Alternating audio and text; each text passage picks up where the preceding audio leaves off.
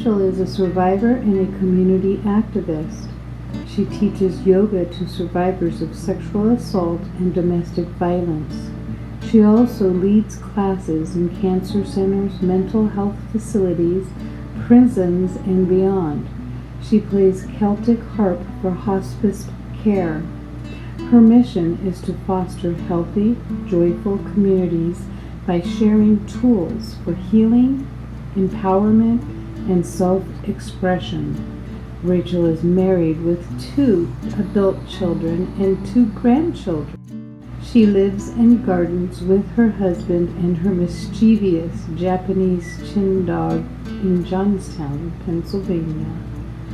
Her writing has been featured in Hags on Fire, Northern Appalachia Review, and Long Shot Books. She is a contributing member of the international blog Christians Practicing Yoga. Now, let's meet Rachel. Today we are here talking to Rachel. She's a very unique individual. Why don't you tell Johnstown what you bring, what you offer to the community? Well, I like to think of music as medicine. Yes.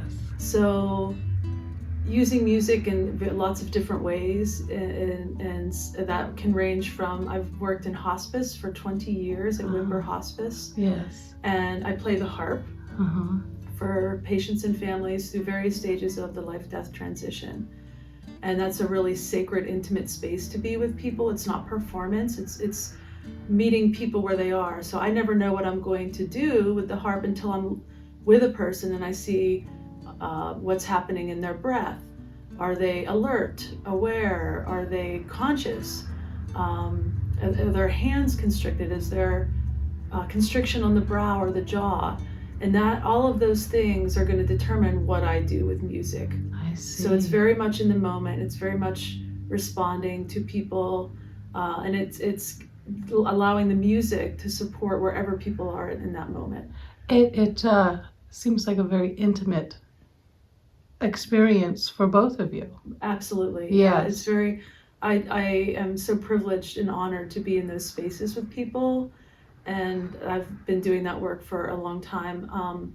I also integrate music into all of the yoga classes I teach, and music is part of the yogic tradition in both the Vedic and the Tantric schools of yoga. Sound and mantra and chant are a big part of the practice. So I integrate sound into all of the different offerings I do with yoga, which range from classes to workshops to other types of events. And aren't you also on Spotify?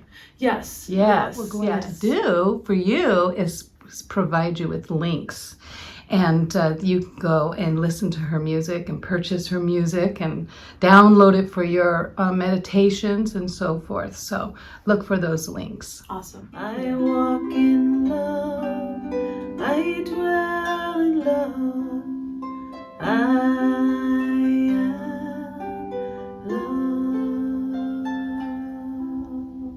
I love being in community, and that's primarily where I share practice, and I love being in spaces going where people are instead of having them come somewhere. Right.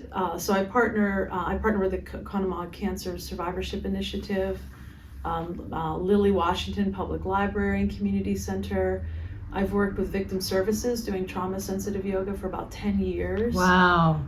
So that program has been around for 10 years, and there's other community partners that I share practice with, and I'm always happy to do wellness initiatives with organizations that are looking to bring trauma-informed wellness into their populations that they serve or their staff members. I do a lot of staff development. That's wonderful. Professional development around resilience building and compassion fatigue. And so I'm a bit of a neuroscience nerd. This part of your journey in life. Yeah, I think, having my friend walking with someone who was dying, who was young, was something that profoundly impacted me and was a part of guiding me towards doing that work. And just this idea that some of the things that we can do for ourselves and others aren't that hard. To be a compassionate witness to suffering, to give people agency, choices, and options in a practice, to be able to. I led a training in Puerto Rico after Hurricane Maria across the island, trauma-informed training for lots of different people, including law enforcement, community organizers, therapeutic staff. And this one gentleman said he thought that this was going to be a waste of his time because there was so much need, but he's like, I never realized how sacred it could be to sit and breathe with people. So some of the things like that I might offer are so simple, but they have really profound implications when we can be really present to what is, the life, the indicator of our being alive, which is our breath. So so there's lots of. It's interesting. When I moved here 2.5 years ago, I moved here because I was attracted to this city because of the resilience. And I knew the history of what happened here. And I was so amazed and impressed that I could find a home that sort of resembled my life, And here's what I mean by that. And this is why you're so essential to, healing, people and communities and towns, right? And we need many of you out there helping a town that has been collectively, hurt for so many times. We're talking about our big flood that happened in '77, and that was the second one, right? The third, that's right.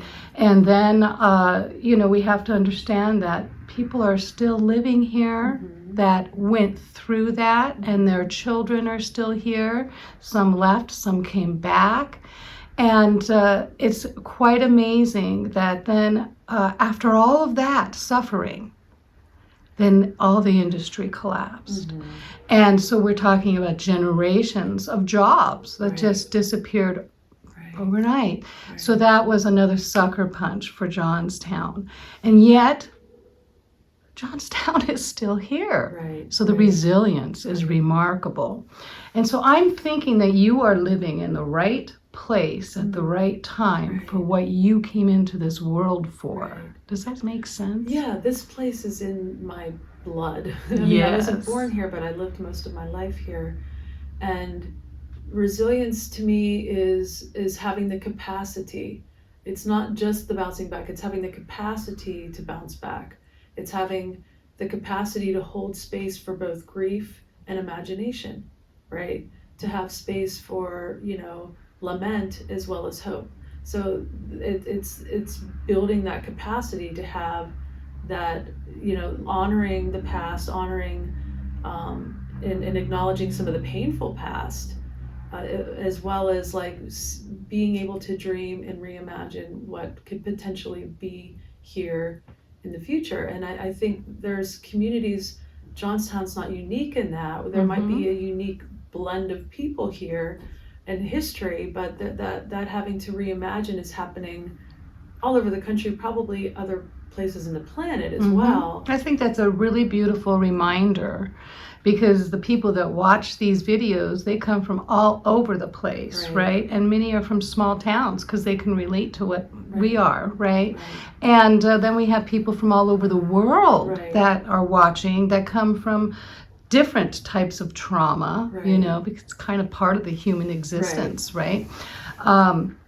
So I think for me, I find it interesting and soothing in a way that when a community is suffering, people come, they arrive. They don't turn away from it. They become part of the solution and the healing, right? And I want to thank you. I want to thank you for doing that for our community. I feel like the music does it. I feel like I'm maybe a conduit, but music has this other dimension that is more powerful than anything that I could just say or do. But this music can bring people together. I look at even during COVID when it wasn't available for people to get together and sing. People figured out how to do things online. This is that true. allowed them to sing together, even though it was different. Yes. There's this I think primal need to come together and be in community with music, because you can bring lament to that. You can bring sadness to that. You can bring hope to that. Like all of the different ways that we access feeling, even anger, you can bring through music. And it can be a really powerful way to both support self-expression and build community. And I'm not talking about like how people sound. I'm talking about what it feels like to create sound in your body, what it feels like to do that with other people. And it's not about performance or perfection or anything other than using that modality to be in space with other people and do that in a way that's collaborative and cooperative. It's beautiful. Yeah. Talk about how people can find you. Best way to find me is on my website, and you'll have that listed. And I really highly encourage people to sign up for my newsletter. Yes. That way you can have, oftentimes I create content just for my newsletter subscribers, as well as keep people informed on both virtual and in-person events. Oftentimes I'll recommend books and offer some videos for practice. So it's a great way to stay in touch via my newsletter. I'm on Facebook and Instagram and LinkedIn. So and you will find her all over my social media as well, because that's what I do, of course, is share everybody's content and information. So that's also you can find her through me. Awesome. And then we will be doing updated videos for events that she's doing, so you folks just stay tuned. And of course, please subscribe. That's so important, right? And that helps me to continue doing what I'm doing for our beautiful community. And we're hoping that at some point, if we make any money, that means that we get to put it back into our community. Right. So that's the whole point. Thank you for your generosity. It's my deepest pleasure. And I get to meet wonderful people like you. And I want to thank you so very much for having me in your home studio. It feels a little sacred in here. I do love it. It does. As soon as we walked in, I felt like this warm sort of coziness that came over. The sound became a little more muted. It's like really interesting than the whole rest of the house. And I'm sure it's because of all your beautiful energy that you have put into this gorgeous room.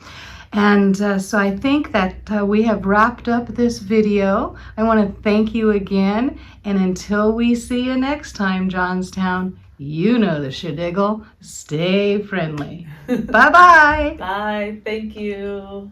I dwell in peace. I am peace.